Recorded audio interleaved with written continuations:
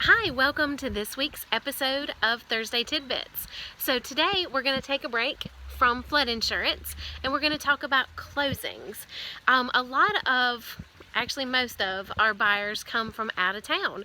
So you may be in town looking for a property, you find one you like, you write an offer, it gets accepted, and you're moving forward towards closing. And then the closing date arrives and you don't really want to make another trip down here. Life gets in the way, you've got to work, you might not be able to take time off during the week, and so you decide to close by mail. And while that is something that you can definitely do, our attorneys here handle a lot of closings by mail.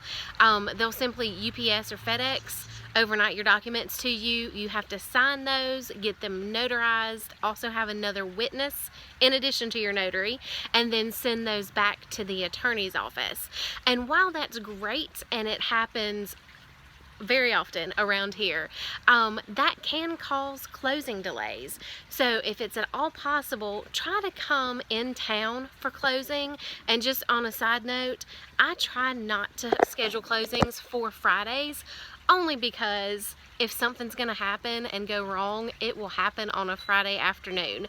And as I have discussed in a previous Thursday tidbit, actually my first one, in South Carolina, we do not give the keys from the sellers to the buyer until that deed is recorded. So if you close on a Friday and you have a delay in your closing, I can't give you those keys until you close and that deed is recorded.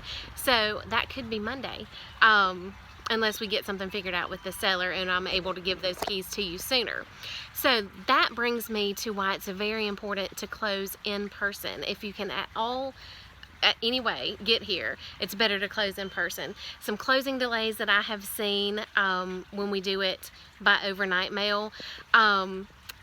Several years ago, we had some flooding in our area and the UPS trucks actually couldn't get to some places. So that caused a closing delay, or the attorneys could not get the paperwork back to the courthouse to record. UPS or FedEx could have problems where you are. If you're in the Northeast, let's say, and it's winter and you're having a bad storm, sometimes UPS packages get delayed. Anything can happen. Another big thing is in South Carolina, we do need a notary and then also another witness in addition to the notary. So sometimes you think you only need that one person, you get everything signed and notarized and send it back to us, and then once the paralegal gets everything and reviews it, you needed that extra witness.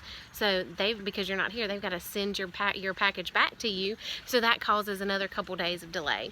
So the moral of the story is, while it is completely possible to close by mail and not have to make another trip down here, it does make life a lot easier if you can get here and close in person. So that's today's Thursday tidbit. It also happens to be the first day of summer. I'm a day late in recording this one. It'll actually be posted on Friday instead of Thursday, but happy first day of summer. If you got any questions, give me a call or comment below. Talk to you soon.